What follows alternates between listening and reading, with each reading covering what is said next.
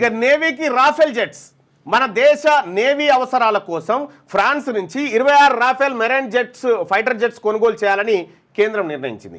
ఈ డీల్కు ప్రధాని మోడీ నేతృత్వంలోని క్యాబినెట్ కమిటీ ఆమోదం తెలిపింది. దీని విలువ 64,000 కోట్లుగా అంచనా వేసింది. ఈ రాఫెల్ జెట్స్ పంచాయతీ గతంలోనే అనేక వివాదాలు ఈ రాఫెల్ జెట్స్ ఉన్నాయి.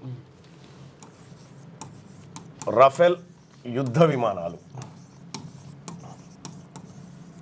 అంటే నీటి మీద చేస్తాయినట్టు అయితే ఇక్కడ అన్ని సర్ఫేస్ల మీద పోరాడగలుగుతాయి.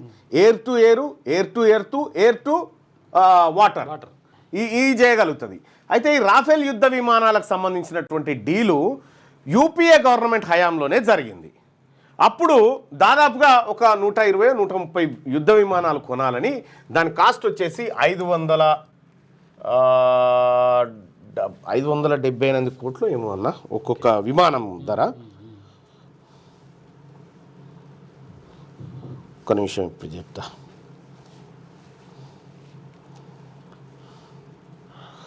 ఈ రాఫెల్ యుద్ధ విమానాలకు సంబంధించినటువంటిది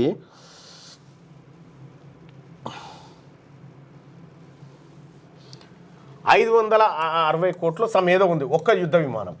అయితే ఈ యూపీఏ గవర్నమెంట్ చేసుకున్నటువంటి అగ్రిమెంట్ను ఎన్డీఏ అంటే నరేంద్ర మోడీ వచ్చిన తర్వాత ఈ అగ్రిమెంట్ను క్యాన్సిల్ చేయించాడు.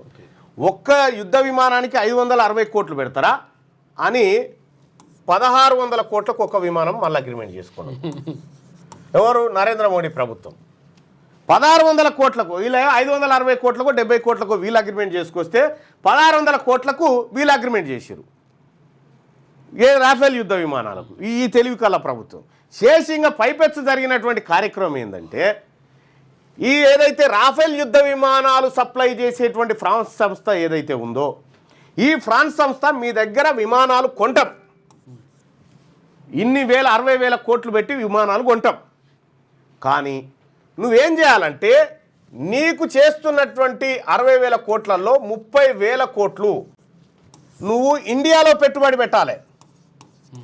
ఇండియాలో పెట్టుబడి పెట్టాలని ఈ షరతు. పెట్టుబడి అంటే ఏడ పెట్టాలి? హిందుస్థాన్ ఏరోనాటికల్స్ లిమిటెడ్, ప్రభుత్వ రంగ సంస్థ హిందుస్థాన్ ఏరోనాటికల్స్ హాల్, దీంట్లో పెట్టాలి. కాదు, దీంట్లో కాదు, అనిల్